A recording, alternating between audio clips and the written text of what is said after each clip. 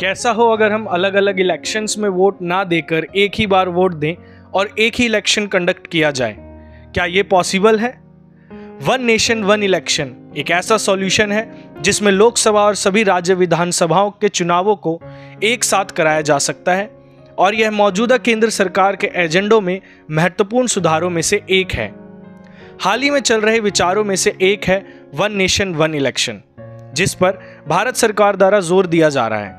कई राज्य नेता और उच्च अधिकारी इसके पक्ष में हैं तो कोई इसका विरोध भी कर रहा है। आइए इस वीडियो में हम जानते हैं कि वन नेशन वन इलेक्शन है क्या, इसकी शुरुआत कब हुई, इससे देश को क्या फायदे होंगे और इससे क्या नुकसान हो सकते हैं। One nation one election Lok Sabha और सभी राज्य विधानसभाओं के चुनावों को एक साथ कराने के लिए भारत सरकार द्वारा विचाराधीन एक प्रस्ताव है। उसका इरादा इन चुनावों को एक साथ एक ही दिन या एक निश्चित समय के भीतर कराने का है। पर क्या यह विचार अचानक से आया है? तो इसका जवाब है ना।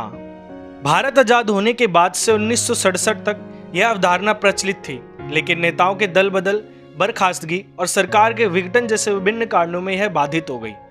यह चक्र पहली बार 1959 में टूटा, जब केंद्र ने तत्कालीन केरल सरकार को बर्खास्त करने के लिए अनुच्छेद 356 लागू किया। इसके बाद पार्टियों के बीच दल बदल और प्रतिदल बदल के कारण 1960 के बाद कई विधानसभाएं भंग हो गईं, जिसके कारण अंततः लोकसभा और राज्य विधानसभाओं के लिए अलग अलग चुनाव हुए। पर अंत में सवाल यही उठता है कि इससे फायदा क्या होगा। तो इसको पॉइंट वाइज समझने की कोशिश करते हैं। पहला, केंद्रित शासन यानी फोकस्ड गवर्नेंस। आज देश के किसी न किसी हिस्से में कम से कम हर 3 महीने में कोई ना कोई चुनाव होता ही रहता है। देश का पूरा ध्यान इन चुनावों पर केंद्रित हो जाता है। प्रधानमंत्री से लेकर केंद्रीय मंत्रियों तक, मुख्यमंत्रियों से लेकर मंत्रियों तक, संसदों, विधायकों और पंचायत सदस्यों तक हर कोई चुनावों में गहराई से शामिल होता है, क्योंकि कोई भी हारना नहीं चाहता।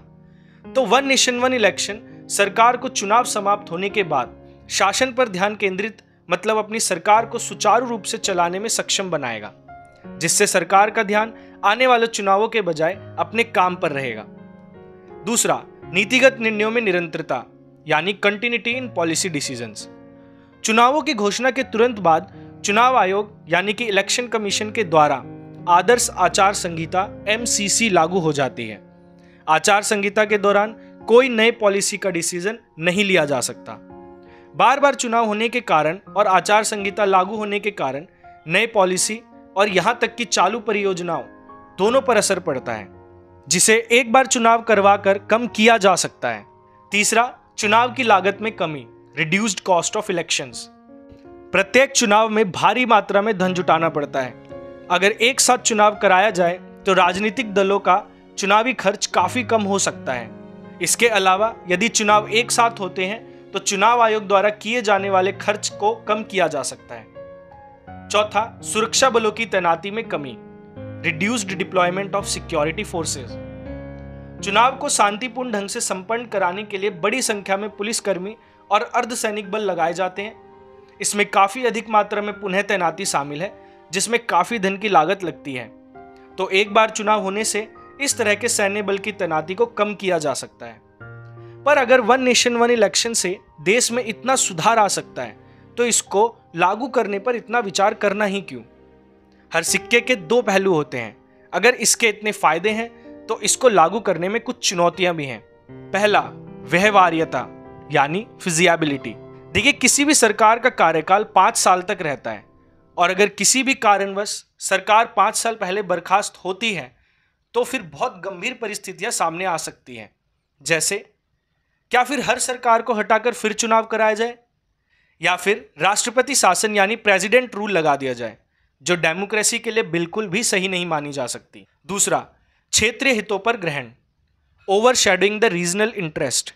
बार बार होने वाले चुनावों के वर्तमान रूप को डेमोक्रेसी में आप फायदेमंद के रूप में देख सकते हैं, क्योंकि यह वोटर्स को अलग अलग चुनाव में अपने नेताओं को अलग अलग विचारों और उनके वादों को सुनने और समझने में सक्षम बनाता है, जिससे वह सही निर्णय ले सके। IDFC इंस्टीट्यूट के एक अध्ययन में यह भी पाया गया कि अगर लोकसभा और विधानसभा चुनाव दोनों एक साथ हुए तो एक ही पार्टी के दोनों में जीतने की संभावना 77% होगी।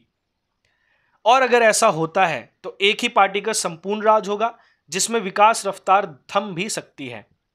अब one nation one election Bharat में लागू होगा या नहीं, यह तो हमें आने वाले दिनों में दिख ही जाएगा, परंतु सरकार को इसे लागू करने से पहले काफ़ी अध्ययन की आवश्यकता होगी।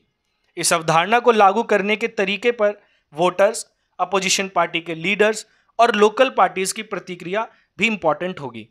इसलिए भारत में वन नेशन वन इलेक्शन लागू होगा या नहीं, ये भारत के नागरिकों पर ही छोड़ देना चाहिए।